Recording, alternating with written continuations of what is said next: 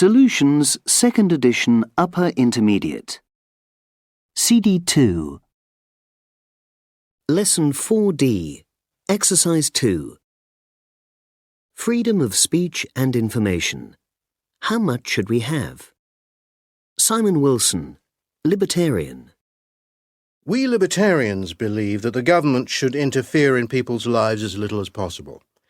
That means that people's right to free speech should not be restricted by law, unless what they're saying is certain to incite violence. I believe that extreme right-wing or left-wing views and extreme religious views should all be allowed, even though most people find them abhorrent. This is the essence of a free society.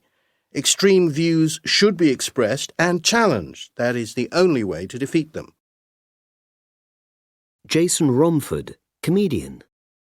It's difficult to be polite in comedy because you're usually making fun of people, so you're bound to offend somebody at some point. But just because somebody is offended doesn't mean they're right. I believe that I have the right to offend you, and if you're offended, that's not a problem. That doesn't mean that I try to be offensive. I don't. I try to be funny. I try to be honest, and I try to make people think. If someone feels offended at something I say, that's too bad. That's their problem. Jane Simmons, politician. Governments have the right to censor information and restrict free speech in the interests of national security, for preserving public safety, or for the prevention of disorder or crime. For example, it's a crime to incite people to carry out acts of terrorism. Most people agree that this is sensible. However, there is a danger that governments will use the defence of national security as an excuse to silence legitimate protests and stifle opposition to their policies. It's important, therefore, that people are able to challenge the limits of free speech in a court of law. Peter Greenwood, civil rights activist. There's a danger that people can use free speech to undermine the human rights of others. Liberalism is a good thing, but we should limit people's rights to express racist, sexist, ageist or homophobic views. There are lessons we must learn from history. If there had been no free speech for the Nazi Party in Germany during the early 1920s, it is possible that fascism may not have grown in power and influence. The lesson is, be intolerant of intolerance. Sarah Matthews, online activist. I contribute to a website called WikiLeaks, where anonymous volunteers leak confidential government information or hack into government computer files worldwide and put them on the internet. Governments say our actions are dangerous. I think they just want to conceal their wrongdoings from us. I want to expose the truth. People have the right to know everything that their government is doing. I'm absolutely opposed to censorship of the press. Annie Thatcher, journalist. The press must not invade people's privacy, nor can it say things which hurt a person's reputation without clear evidence that they are true. But is it fair to investigate the private lives of public figures? Journalists tend to justify their intrusion into the lives of famous people by claiming that certain information is in the public interest, as opposed to something the public is interested in.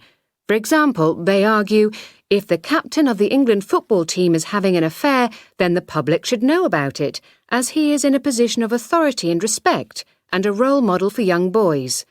Ultimately, though, some of the press will print anything that sells newspapers, if they can get away with it. Lesson 4E, Exercises 6 and 7.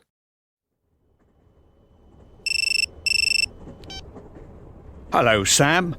Oh, Dad, where are you? It's 5 o'clock. You were supposed to be here hours ago. I'm still on the train. Oh, no, really? Yes, the train was 40 minutes late. Then we were delayed for 2 hours outside Leeds. Oh, dear, I'm really sorry. Anyway, we'll be arriving in Birmingham soon. Birmingham? But you must have been on the train for hours. Yes, about 5 hours. By the time I arrive home, I'll have been travelling for 8 hours. Will you be wanting something to eat when you arrive? No, don't worry. I won't be hungry. I'll have eaten. Can you get something to eat on the train? Yes. I'll go to the buffet car. OK. I hope you won't be too tired for tomorrow. Me too.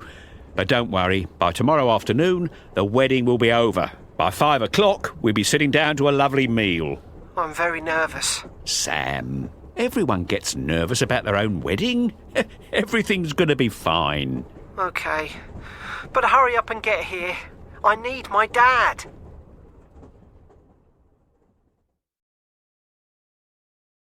Lesson 4F, Exercises 3 and 4. Have you seen this article in the paper, Ollie?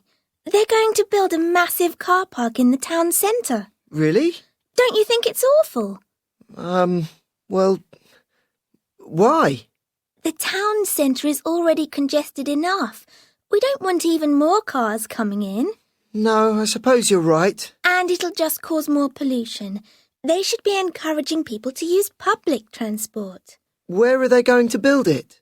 Next to the school. That isn't very sensible, is it? It'll make the roads around the school even more dangerous. It says here it's going to be 4 stories high. 4 stories? That's massive. It'll look awful. Yes, it'll be an eyesore. It says here they expect a lot of objections from residents. We should object. Yes, I agree. The council meets in a month's time, so we need to move quickly. Let's meet up this evening and work out a plan of action. I can't. I'm going out this evening. What about tomorrow evening? Fine. I'll ring Jane and get her involved. Good idea. She's great at this sort of thing. Lesson 4F, Exercises 6 and 7. OK, we need a plan of action. What do you suggest we do? Well, first of all, I think we should write letters of protest. Who to? To the town council. They're the ones who will give permission for the car park to go ahead. And to the local newspaper. Yes, and we could always write to our Member of Parliament too. OK, good plan. Shall we all write? Yes. The more letters they get, the better. I know. Why don't we organise a march? I'm not sure about that. It would be difficult to organise. The big advantage of a march is that it would involve hundreds of people and attract a lot of attention. I see what you're saying, but it would be a huge amount of work and it would involve the police. Here's an idea. What about a rally? That'd be much easier to organise and we could hold it outside the school. OK, let's agree on that. Emma, can you start thinking about that then? Sure. We'll need to make placards for the rally and also hand out leaflets. OK, I'll get started on those. What else can we do? Well, we could draw up a petition. That's not a bad idea, but I don't think there's time for that. Wouldn't it be better to put a petition on the internet? We could set up a website. Maybe, but I still think there won't be time. And it'd be a lot of work. I guess you could be right. The other thing we should do is contact the media. Yes, absolutely.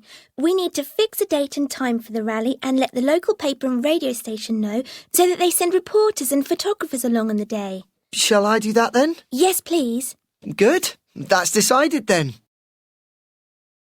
Vocabulary Builder 4.4, Exercise 1. 1, Conflict.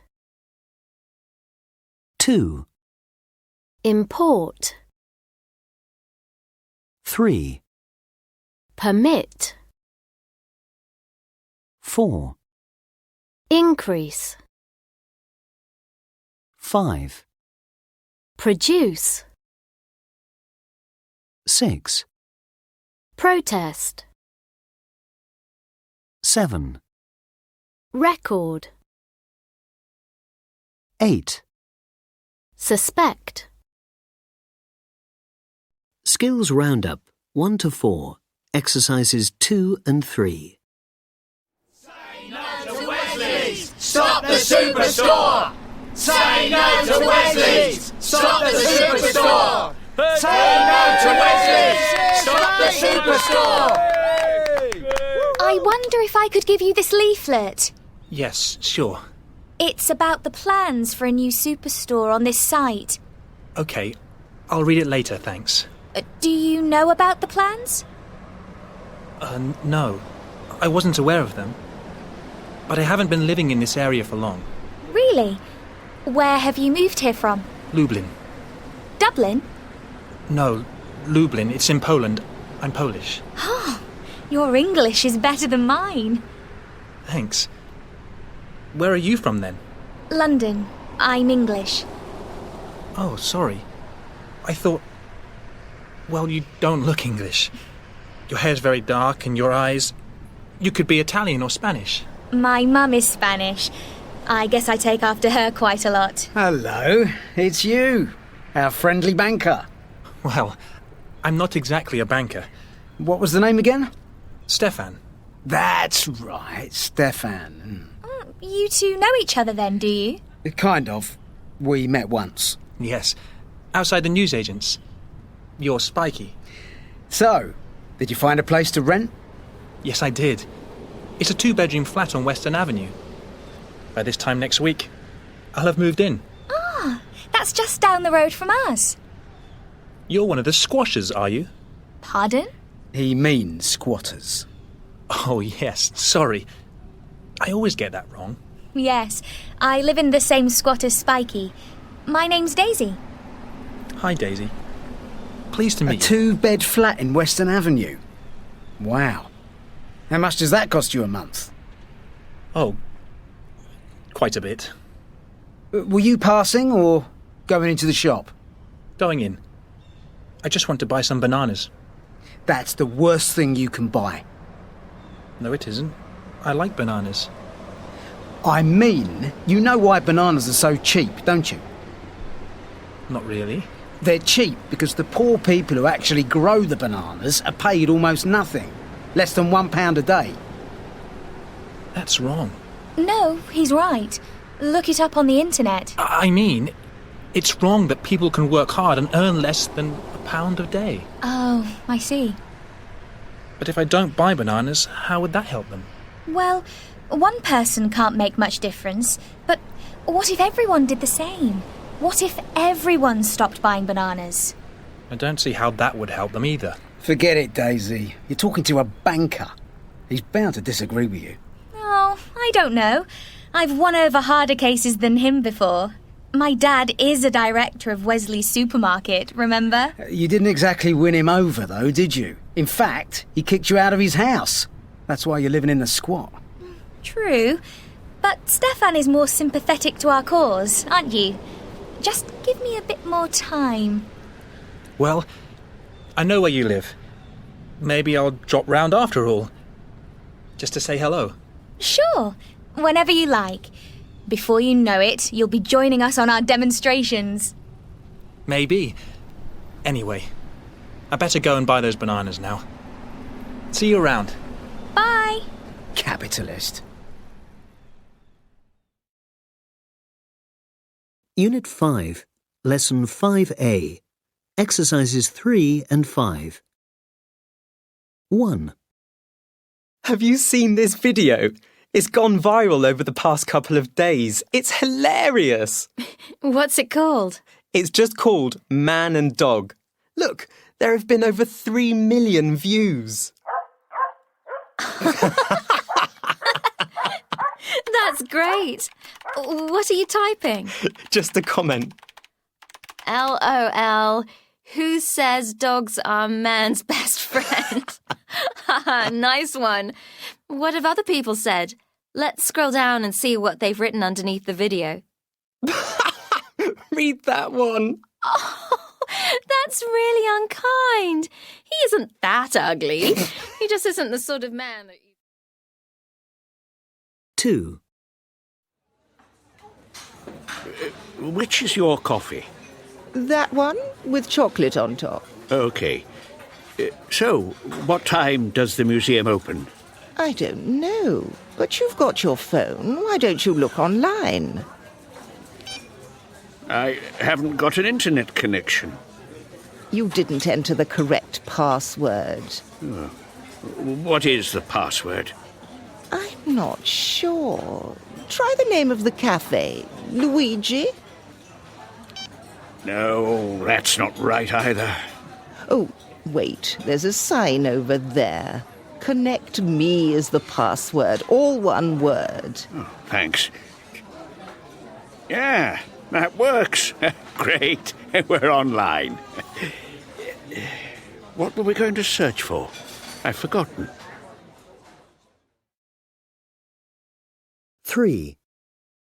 It's great, look. I just click on this button and I've ordered it. I don't need to key in my card details or my home address. It should arrive tomorrow. And it's got your new address and everything, has it? Oh no, we've just moved house. I forgot. What will happen? They'll deliver it to the old address? Yes, I need to change it quickly. Click on that button. OK. Password. I need my password. What is it? Oh, yes. Justin Bieber? That's your password? Yes. Easy to remember. Now, I just need to... Here. Name and address. I can change them. 4. Can we watch a video on your phone? Not right now. I'm in the middle of sharing some photos. Which ones? The ones I took at the end of term party. Look, this is a good one. What's that boy doing in the background? Which boy? That one. Zoom in so we can see him more clearly. Hang on. Oh dear. I don't think we want that photo on the website, do we? How do I stop it? Just swipe from left to right, then tap the red button with your finger. Oh, OK, it's stopped. Woo-hoo, that was close. Thanks for spotting it. 5. How long do we have to wait before we can watch it? You can find out. Use the cursor to highlight the name of the film and then press the return key. OK. Wait a moment. Here we are. Let's see. 4 hours and 53 minutes remaining. You're joking. We can't wait that long. How do we cancel the download? I'm not sure. Try pressing the delete key. That isn't working. Click on the back button then. That doesn't work either. Fancy a game of cards? Yes, OK. Lesson 5C, Exercises 2 and 4. 1. It can be dangerous if you allow parents to choose. I mean, a lot of societies don't really value girls as much as they value boys. So if you give parents a choice, they'll choose to have boys all the time. And then how will the human race survive? It's true of people everywhere, in all societies, that if you give them too many choices, they choose badly. Look at all the choices of food we have on offer, for example, and look how unhealthy our diet is. In the old days, we didn't have fast food and we were much healthier. We should keep it simple. I don't think a technological advance is the same as progress. Do you see what I mean? 2. It's all about money, isn't it? Clinics invent new techniques, then they patent them. And who can afford to take advantage? The rich, as usual. So, we could end up with 2 types of human being. The rich will pay technicians to genetically improve their babies. And then there will be natural humans with all their physical problems and flaws. It will be a divided world. And that will cause all kinds of conflicts in the future. You can imagine huge wars taking place between the rich, genetically advanced humans and the savage, violent underclass. I think I've seen a film about that, actually. So you know, it isn't just my opinion. 3. I reckon in a few years' time women won't get pregnant at all. Nobody will be born in a natural way. I think all babies will be created in a test tube one day. The parents will specify exactly what kind of baby they want. Hair colour, skin colour, height, intelligence. It will be like ordering a new car. You can customise it and pick it up when it's ready. I guess if that's where technology is heading, then what's the problem? We can't stop it, so we'd better make the most of it. 4. I can see why parents want to make choices, say they've got 3 sons already and they really want a daughter. But really, it's not natural, is it? I don't think scientists should interfere with nature. We don't understand it well enough for a start. Scientists only found out about DNA in the 1950s. It's still new technology, so we should be careful. What if an experiment created a gene that damaged the human race? My friend's dad is a scientist, and he says that could really happen. We shouldn't experiment with human embryos. What if it goes wrong? We could accidentally change human DNA forever. 5. I think people are a bit frightened of science, aren't they? There's the typical image of a mad scientist in his laboratory. You know, Frankenstein's monster. Scientists desperate to create artificial life at all costs. But I think the reality is very different. It's just ordinary parents who want the best for their children. I think it's just a medical procedure like any other. I really don't think we should be scared of it. We should welcome it as an advance. Lesson 5C, Exercise 6. Who's afraid of designer babies? We now have the ability to ensure that children are born free of any one of hundreds of serious genetic disorders, from cystic fibrosis to early-onset cancers, but children continue to be born with these diseases. All would-be parents should be offered screening to alert them to any genetic disorders they risk passing on to their children. Those at risk should then be offered IVF, with tests to ensure embryos are healthy before they are implanted. Why isn't it happening? Because most people still regard attempts to influence which genes our children inherit as taboo. But fears of designer babies are misplaced. You cannot select for traits the parents don't have, and the scope for choosing specific traits is very limited. But you can make sure children do not end up with disastrous genetic disorders. Nearly 150 years after Darwin unveiled his theory of evolution, we have yet to grasp one of its most unsettling implications. Having diseased children is as natural as having healthy ones. Thanks to technology, we are no longer entirely at the mercy of this callous process. Rather than regarding this ability with suspicion, we should be celebrating it and encouraging its use.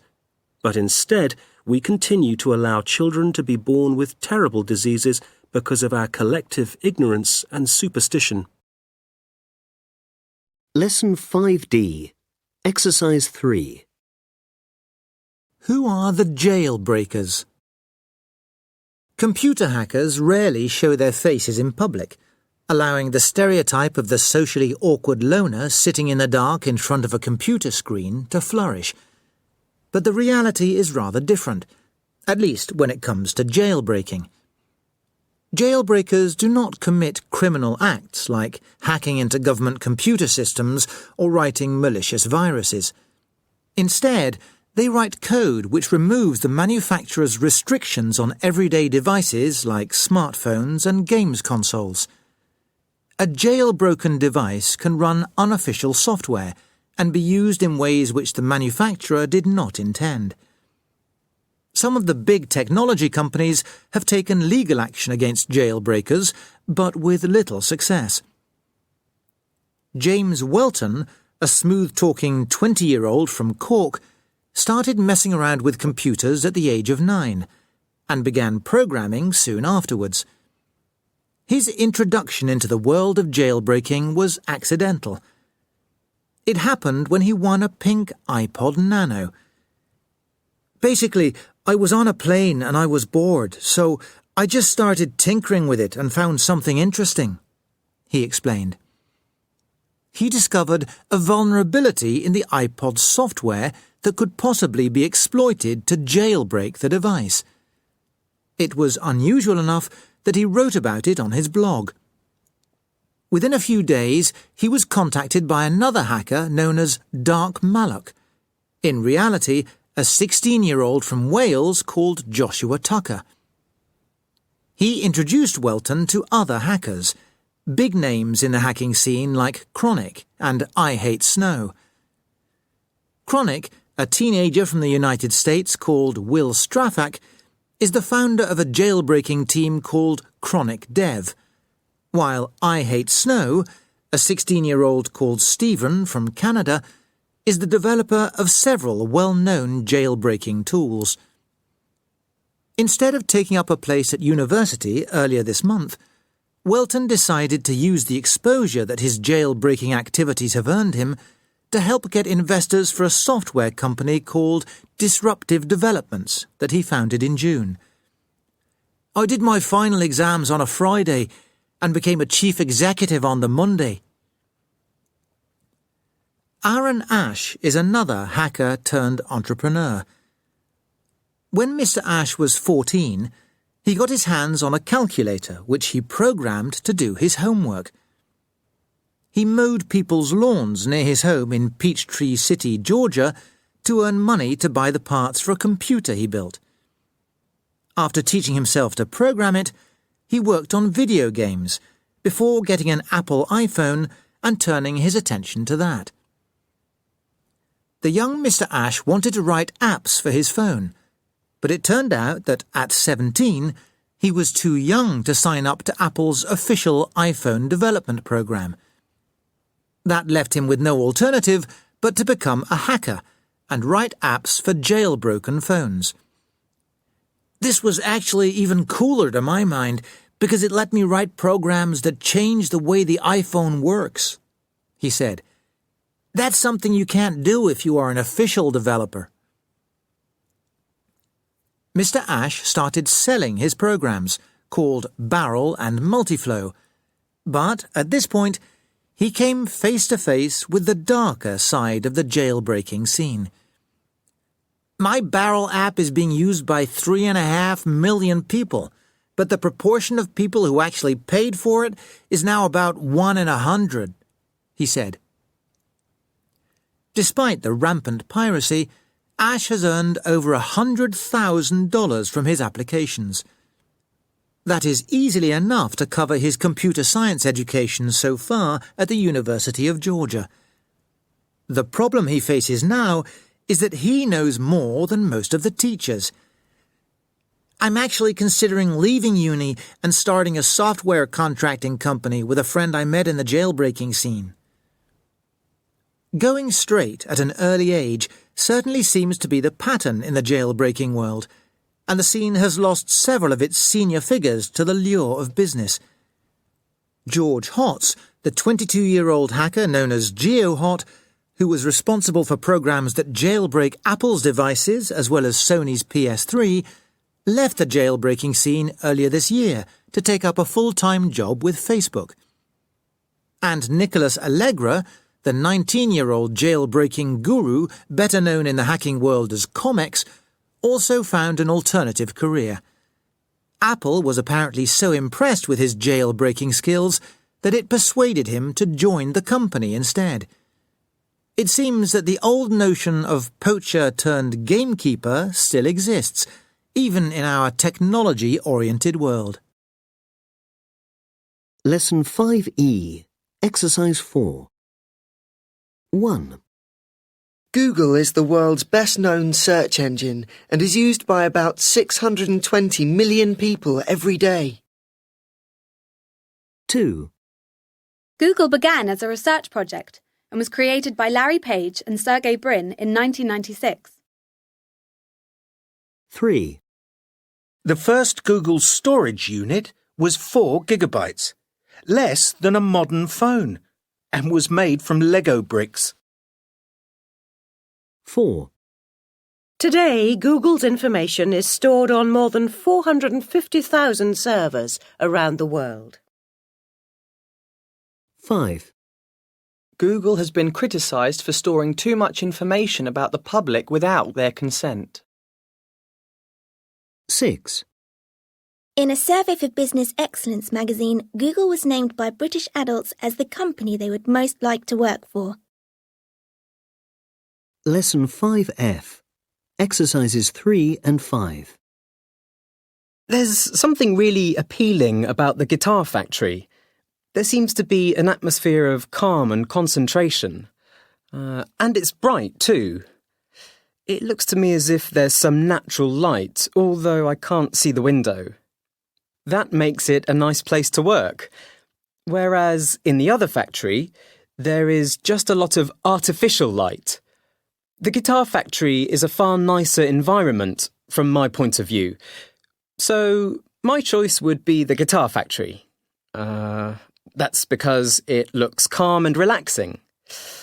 The reason I wouldn't go for the other factory is that I would find it stressful to work under those very bright, artificial lights all day.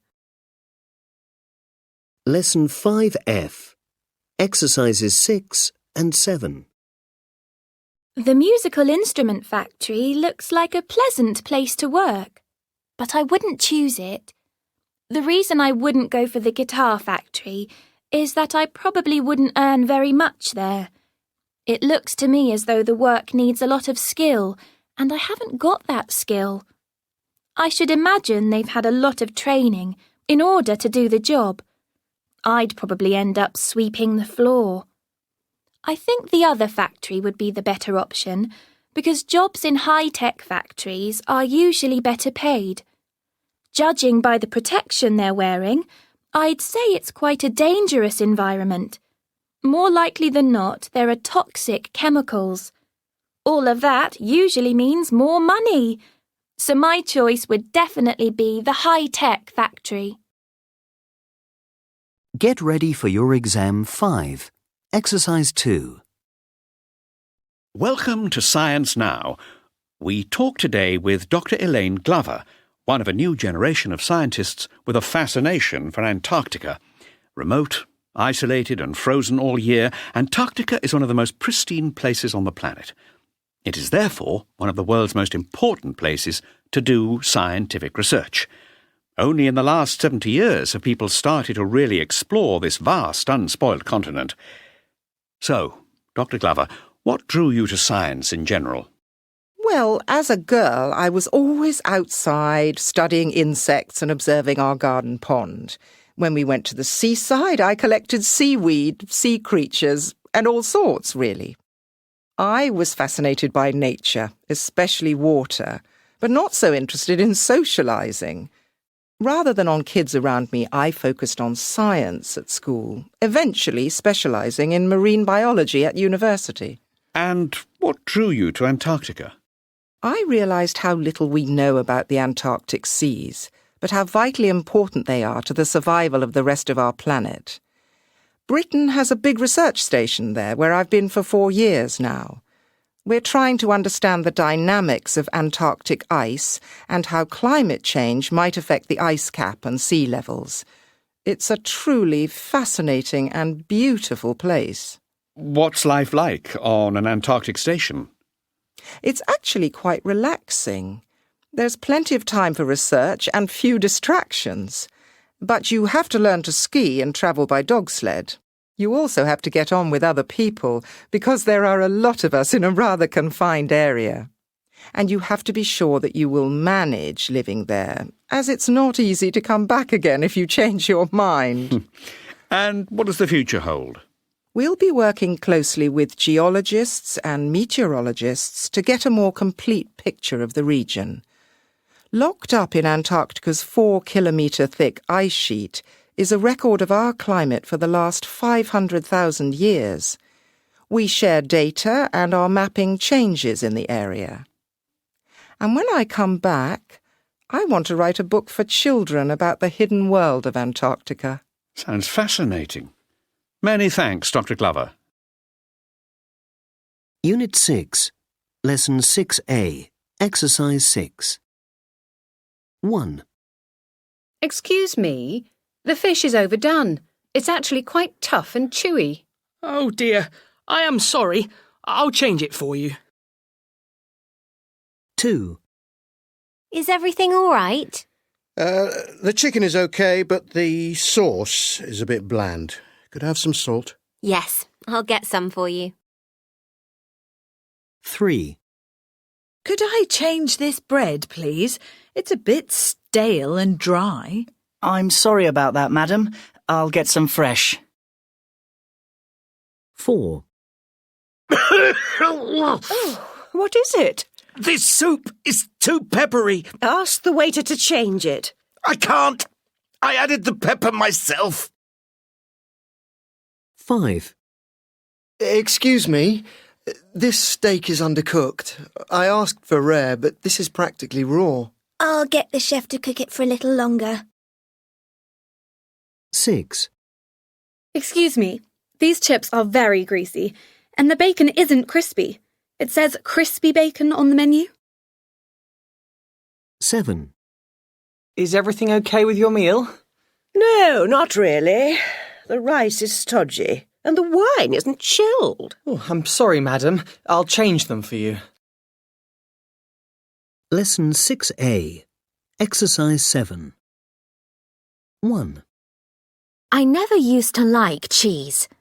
My parents regularly had cheese and biscuits at the end of a meal instead of dessert, and I found it terribly disappointing when they did that. They used to say, "You don't know what you're missing. Just try a bit. It's fantastic." But I really couldn't stand the texture. In Britain, we have a hard cheese called cheddar, and I found it crumbly and greasy at the same time. They also loved Stilton, which is a really strong cheese with blue mould through it. I found the smell of it unpleasant, never mind the taste.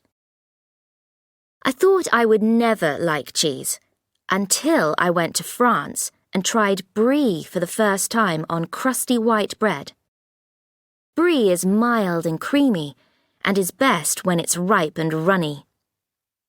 I was so surprised that I liked it, that I slowly became more adventurous and started to try other cheeses. Although it's not my favourite thing, I've got to like a few types of cheese now, even some hard cheeses, as long as they're mild. It's just as well because I'm now vegetarian. However, I can safely promise that I will never get to like Stilton. 2. I used to have such trouble with vegetables when I was a child. So did my brother. I loathed cauliflower. Yuck. And my brother absolutely detested Brussels sprouts. Our parents insisted that we put a little of each vegetable on our dinner plates. A bit of everything, they would say, so we couldn't avoid eating them. But cauliflower to me looked like bits of brain and seemed bland and tasteless, with an unpleasant watery texture. And my brother thought that sprouts just looked disgusting and tasted really bitter. He couldn't even bear the smell of them. But we had to have them on our plates. We used to try and hide them in our paper serviettes, or drop some on the floor when our parents weren't looking. Or sometimes we'd swap vegetables because, if I had to, I'd rather eat sprouts than cauliflower, and my brother would rather have cauliflower any day than eat one single sprout. We're much better with vegetables now, if they're not overcooked. But although it's traditional to have Brussels sprouts for Christmas lunch, neither of us will eat them. 3. As a kid, I had a passion for baked beans. You know, those ones in tomato sauce in a tin. I would rather eat them than almost anything else. I adored the smooth texture of the beans in the rich, creamy, sweet sauce. You could also get them with sausages in. I loved that variety almost as much, with salty, chewy mini sausages, mouth-wateringly delicious. My favourite meal was beans on toast, sometimes with grated cheese on top or extra tomato. My mum used to despair of getting me to eat proper food, as she called it. After a while, in an attempt to get me to experiment more with a wider range of meals, she refused to buy any more beans. So I just bought them with my pocket money. They weren't expensive, and I was happy to eat them cold, straight out of the tin. When my mum found out, she didn't know whether to laugh or cry. She used to say, "You'll make yourself sick of them one of these days." And actually, she was right. I can't look at a baked bean now. Lesson 6A. Exercise 8. 1. I really couldn't stand the texture. 2. I found the smell of it unpleasant, never mind the taste. 3. I've got to like a few types of cheese now. 4. I loathed cauliflower. Yuck. And my brother absolutely detested Brussels sprouts. 5. He couldn't even bear the smell of them. 6. As a kid, I had a passion for baked beans. 7. I adored the smooth texture of the beans. Lesson 6B. Exercise 1. 1. It is believed that ice cream was first invented in China in about 650. 2. Wheat is first thought to have been cultivated in Turkey in about 9000 BC. 3. The potato is known to have originated in South America. 4. Saffron is considered to be the most expensive spice in the world. 5. Until the 19th century, tomatoes were thought by many people to be poisonous. 6. In the 17th century, it was thought that bathing in seawater would cure most ills. 7. There are known to be over 7,500 types of apple. Lesson 6C. Exercise 2. Overweight USA. It is common knowledge that obesity figures in the USA have risen dramatically over the last 30 years. 75% of American adults are now overweight, with 34% classed as obese, meaning they are dangerously overweight.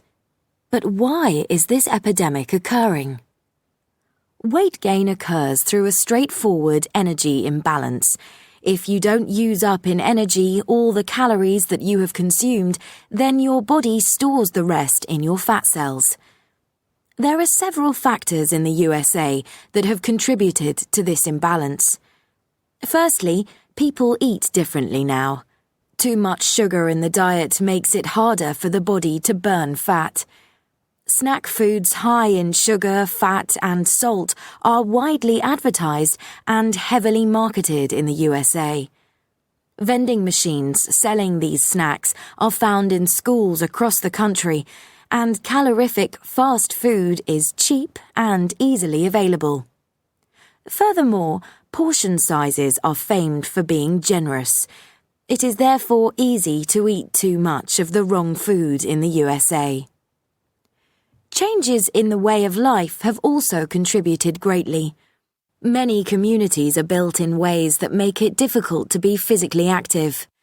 Americans can drive everywhere, but find it harder to do anything else, as safe routes for walking or cycling can be non-existent. A sedentary lifestyle has developed at home, with the average young American child watching up to 28 hours of TV a week. In the USA, obesity is therefore considered to be a national epidemic, with serious consequences for both individual health and medical expenditure. The medical care costs of obesity are staggering, around $147 billion, so the US government has been trying to combat the problem. The obesity trend does appear to be slowing down owing to government initiatives and greater public awareness. Over the last 10 years, obesity levels seem to have leveled off. But Donna Ryan, president of the Obesity Society, says, "To level off at 34% obesity is no great achievement. It's still very, very alarming." Lesson 6C. Exercises 5 and 6. Anna. To be honest, I don't think that the government should really be involved at all in what health choices people make. I don't think it's any of the government's business what people do with their lives, unless they're committing a crime or not paying taxes, or that sort of thing. People should be responsible for their own health. Everybody knows that it's not good to eat too much of the wrong things, and everybody knows that exercise is good for you. It's their choice. I don't think the government telling people what to do has any effect anyway. People still do what they want to do. Look at the Prohibition era in America, when the government there banned alcohol. People smuggled it in instead and still drank it in secret.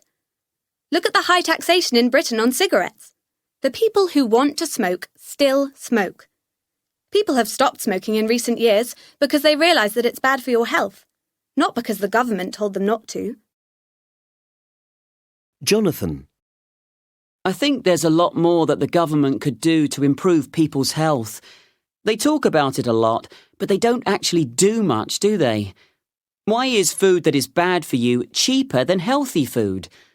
The government is happy to tax alcohol and cigarettes to encourage us to have less of them. Why don't they tax fast food, sweets, crisps and fizzy drinks as well? That would make people think a bit harder before they bought them. It's too easy to buy chocolate bars. They're everywhere. And children can afford them with their pocket money. And it would make manufacturers think about making healthier snacks. And why don't they just ban some really unhealthy food? Why have it at all? Hydrogenated fat is good for nobody. That's already been banned in some foods. Artificial additives, added salt, sugar and sweeteners in absolutely everything. Why doesn't the government ban all of that? The food manufacturers will not make our food healthier unless we force them to do so. Food is big business. Our health comes a poor second. Kyle. I think the government's role is to promote not only healthy eating, but also healthy living. I don't know why it doesn't educate people more about the benefits of good food and exercise. And there's no point in the government just telling people what to do. There should be help to encourage people to lead healthier lives. It should start at primary school, because if you start young, then good habits will be formed. For example, doctors say that children need an hour of exercise a day, but a lot of school kids don't get enough exercise. Why doesn't the government make schools responsible for this? Also, I don't think that people know enough about how their bodies work. If we learned at school what an amazing thing the body is and how food and exercise affect it, then we'd all be a lot more careful, I think. And I think young children should learn to grow and cook vegetables and other healthy food at school. Why isn't that part of the school curriculum? These things are as important as maths and English. Lesson 6D, Exercise 2. Drink up. Coffee. Coffee was first discovered in Ethiopia several centuries ago. There is a legend surrounding its discovery, and there is probably some truth to the tale. It is said that a goat herd called Kaldi noticed that his goats became very excitable after eating the berries from one particular bush. Kaldi reported this discovery to the abbot of the local monastery, who made a drink from the berries and found it kept him awake through the long hours of evening prayer. This knowledge of the energizing effects of these berries began to spread east towards the Arab world. The Arabs were the first people to cultivate coffee and also to trade it. Coffee quickly became popular with Muslims who were forbidden by their religion to drink alcohol. By the 16th century, coffee had spread to Persia, Egypt and Turkey. All over the Middle East, new public coffee houses sprang up as places of social activity. By the 17th century, coffee had finally found its way into Europe, where religious leaders initially condemned it as the devil's drink. However, the Pope at that time decided to taste the new beverage himself and liked it so much that he gave it papal approval. By the mid-17th century, there were coffee houses in all the major cities of Europe.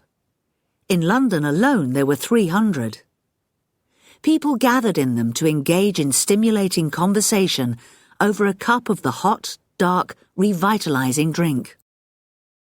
Coffee has established itself as one of the most valuable crops in the world and is the world's second biggest commodity after oil.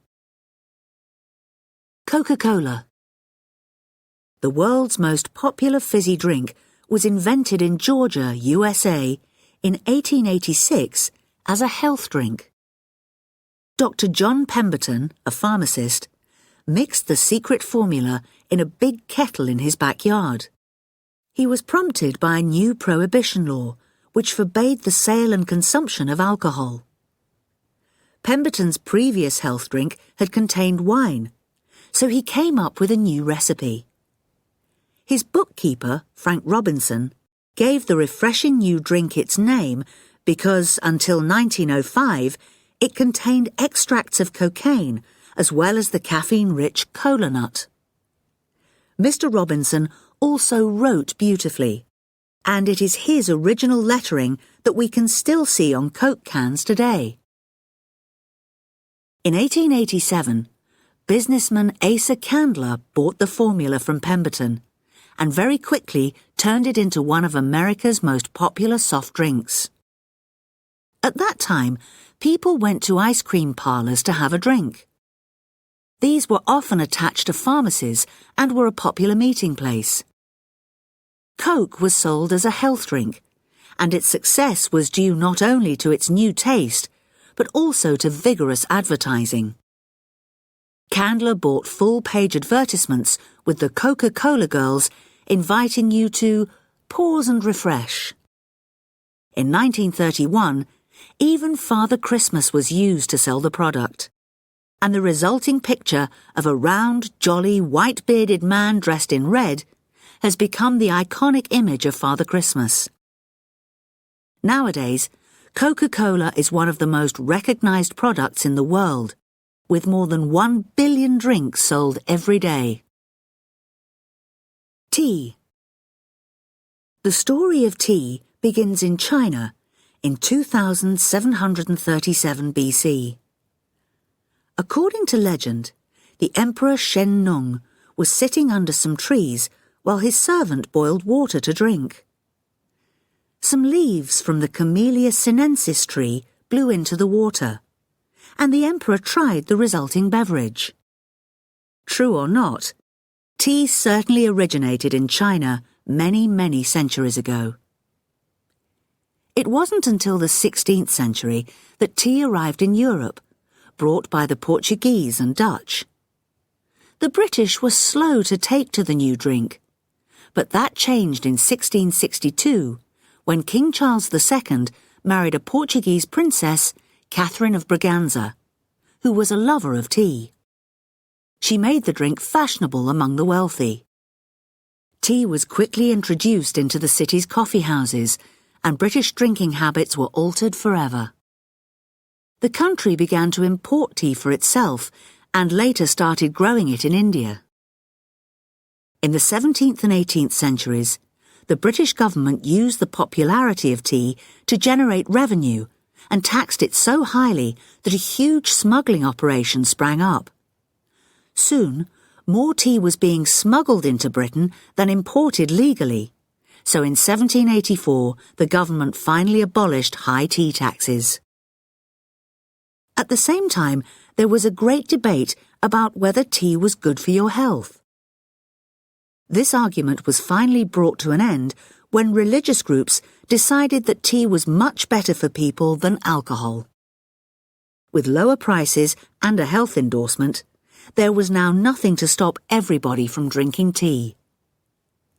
Meanwhile, Britain had introduced tea to America, and in the 19th century, America introduced the rest of the world to its latest invention, the tea bag. This invention has helped tea to become an important commodity in world trade, and the world's second most widely consumed drink after water. Lesson 6E. Exercise 2. Food is central to most festivals in Spain, but it isn't always for eating. Once a year in the small town of La Pobla del Duc, about 100 kilometres from Valencia, up to 90 tons of grapes are brought in by lorry from the surrounding countryside and dumped in the corner of the market square.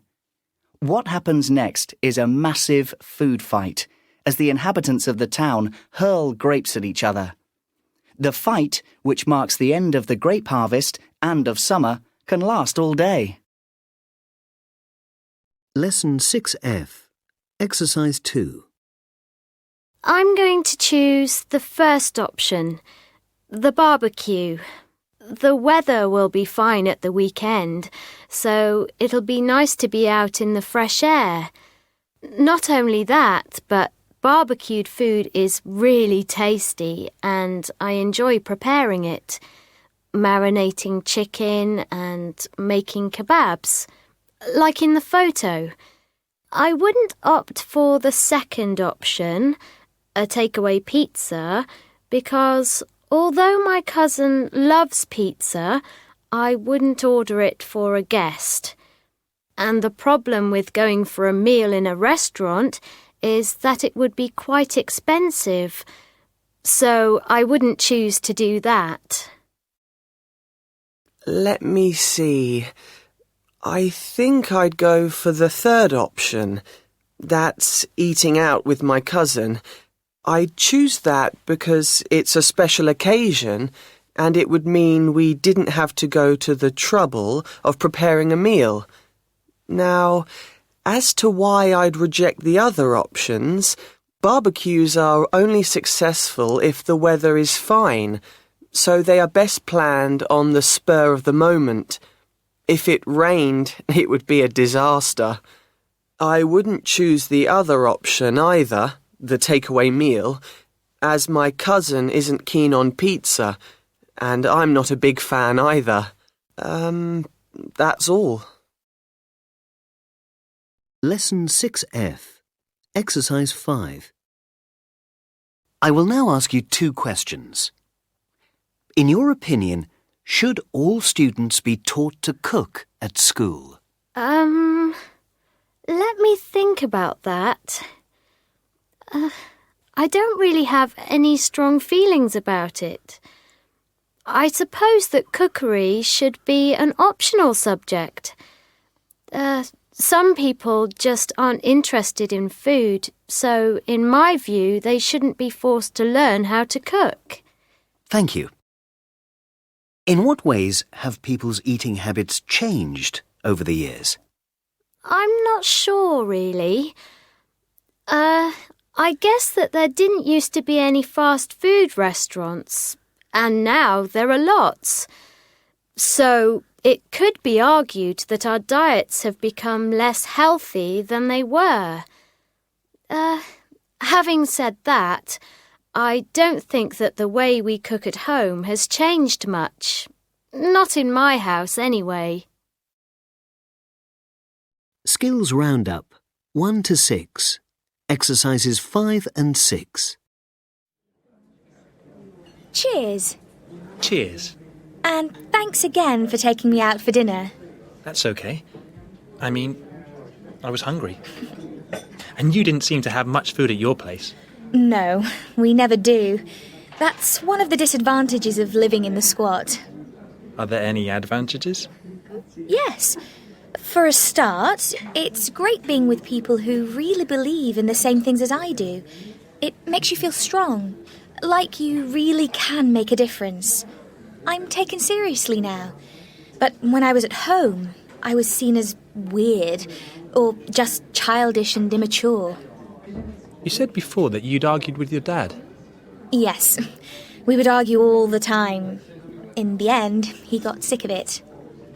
So were you asked to leave? No, not really.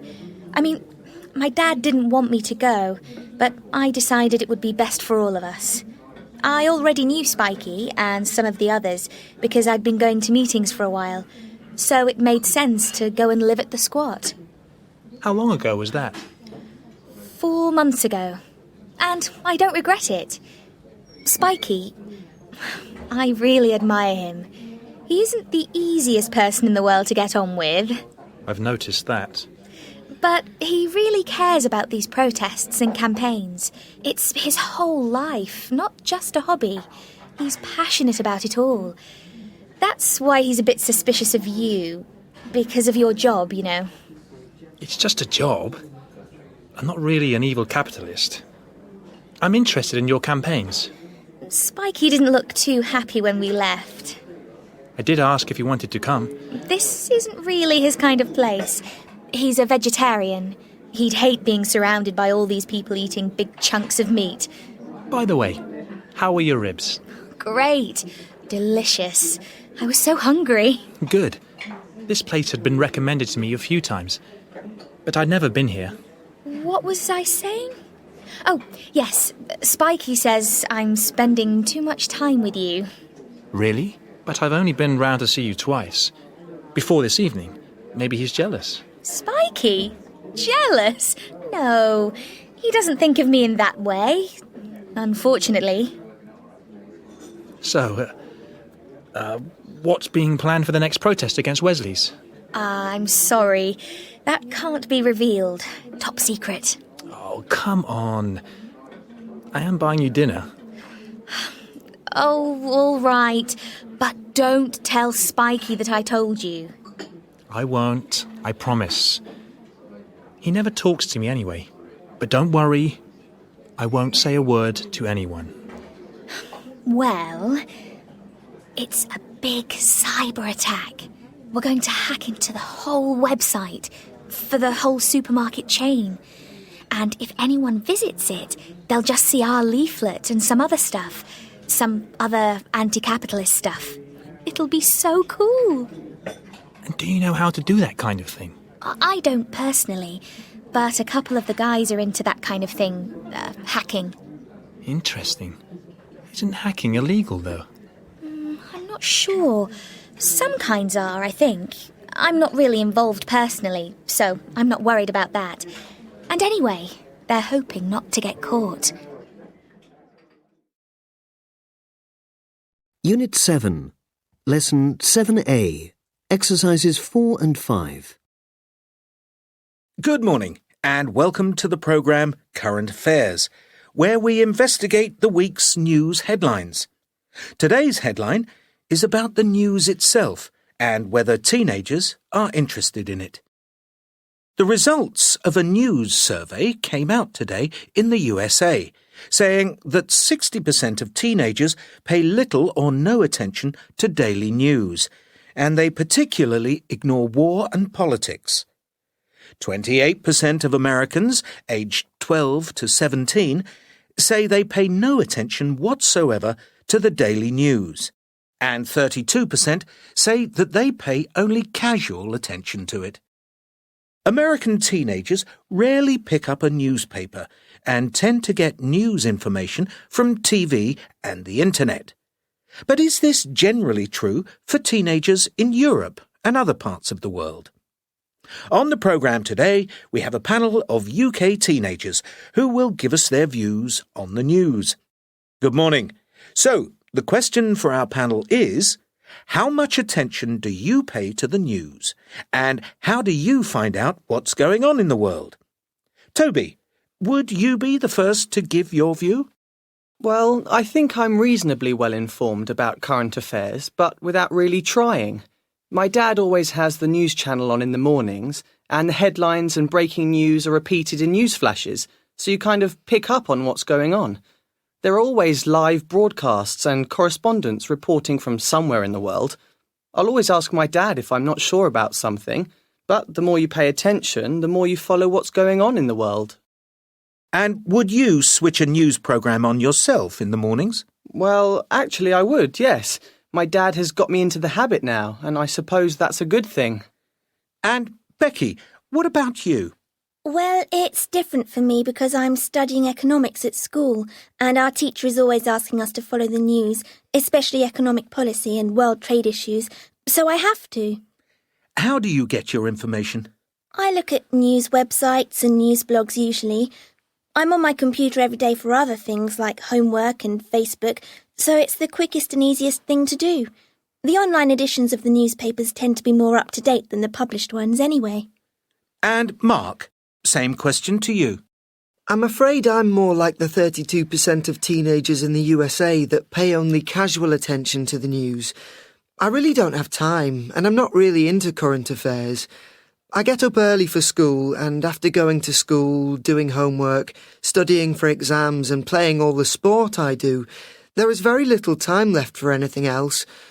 I rarely watch the TV at all, or surf the internet anyway, So maybe I'm really like the 28% that pay no attention to it. Sophie, is it the same for you? Yes, probably.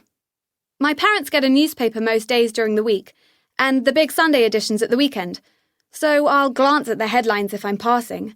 But it usually isn't hard news that attracts my attention, more the human interest stories and the gossip columns, I'm afraid. I probably should be more interested in the news, but my life is busy with school, studying and friends, and I don't make time to really keep up with what's going on in the world outside. Thank you, panel. And now we'd like to hear from you if you are aged between 12 and 18. You can contact the show on Twitter, by text, or go to our website. Send us your views on the news. Lesson 7C. Exercise 3. Twitter. Twitter can be described as part social networking site, part microblogging site. It allows users to say what they are doing or what they are seeing or hearing by posting messages on the Twitter website that their friends or followers can see. The messages, called tweets, cannot exceed 140 characters in length, which is the defining characteristic of the service.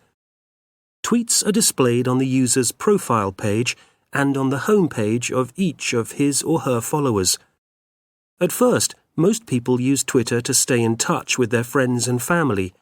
Like other social networking sites, it was just a means of broadcasting where you are, what you are doing, what you are feeling and thinking. But it has since developed into a place where people share information, opinions and advice, and in that respect, it resembles a blog. Whatever purpose it serves, it is incredibly popular and used by a huge number of influential people, such as politicians, journalists, and celebrities. Lesson 7C. Exercises 4 and 5. I'm speaking to Maggie Harwood, a TV journalist based in London. How do you use Twitter, Maggie? When I wake up, the first thing I do is log on to my Twitter account and see what's going on. If there's any breaking news, like an accident, a disaster, or the death of a celebrity, the first place you'll learn about it is on Twitter. I follow about 1,000 fellow journalists, so there's usually something interesting there. It sounds like an amazing way of communicating news. Yes, it is, for sharing news and sharing links. If I see an interesting article about something, I post the link on Twitter and everyone can see it. And you can also ask for news. Post a message like, who knows about this or that, and you'll get lots of replies. What else do you like about it? It teaches you to be really concise. You've only got 140 characters for each tweet. That's maybe 25 to 30 words.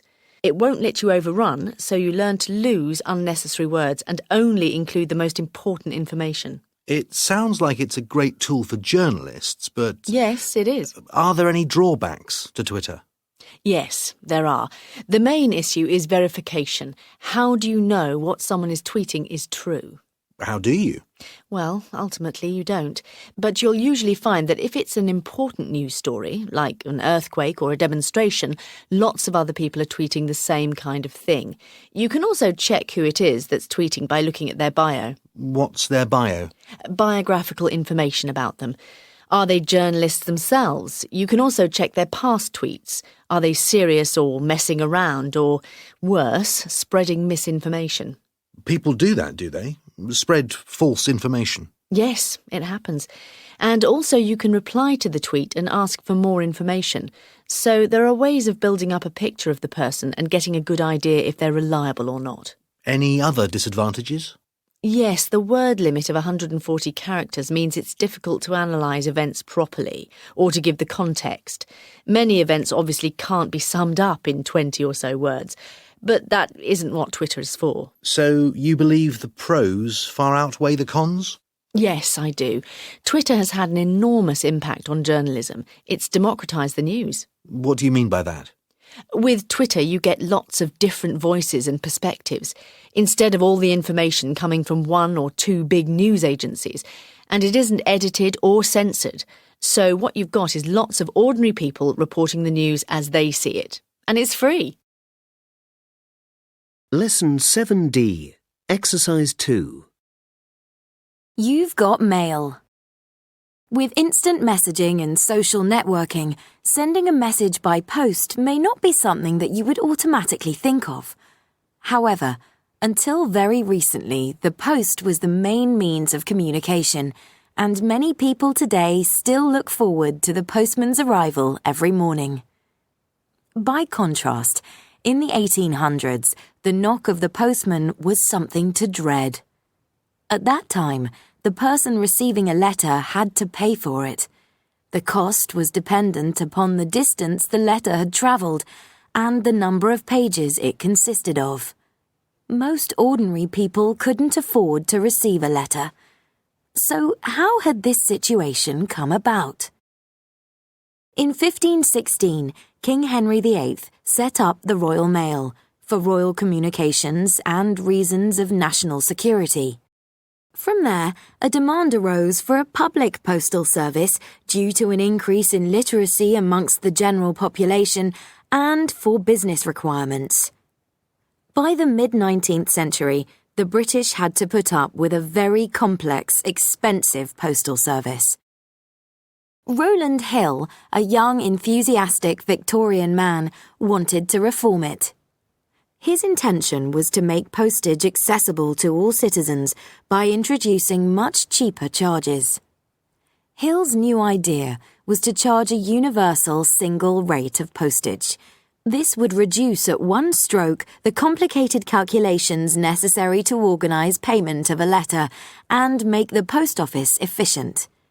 He argued that his reforms would result in more people sending more letters, which in turn would lead to wider social benefits and increased profits.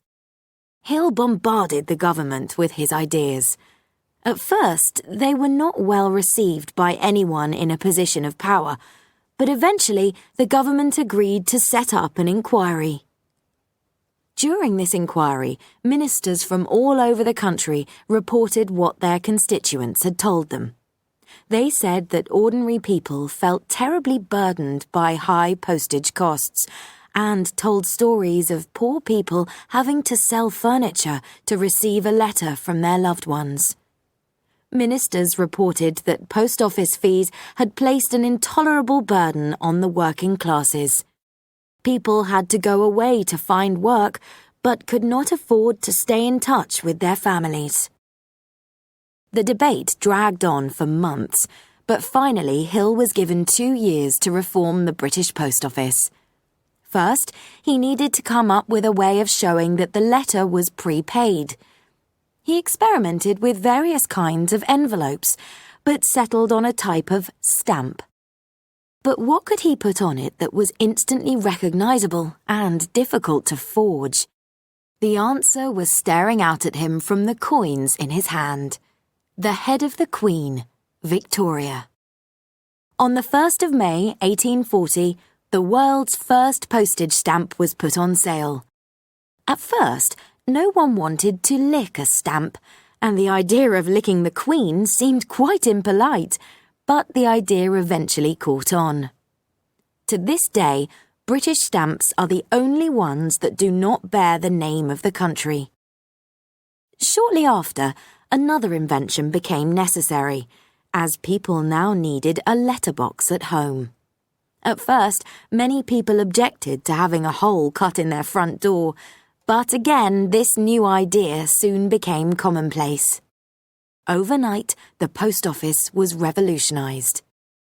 People started writing more and more letters to each other, and the postman was no longer feared, but became a local hero.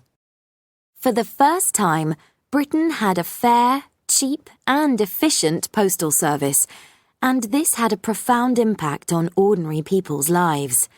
Businesses flourished. Children wrote to parents, families to relatives across the world, lovers to each other. Valentine, Christmas, and birthday cards were invented. Nowadays, we write far fewer letters than we used to, but the post office is still very busy, delivering goods ordered online. Lesson 7E. Exercises 1 and 2.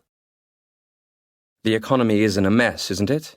Well, it's true that the economy has not been performing well, but... That's because you failed to make the necessary cuts in public spending, isn't it? No, it isn't our fault. We didn't cause these problems.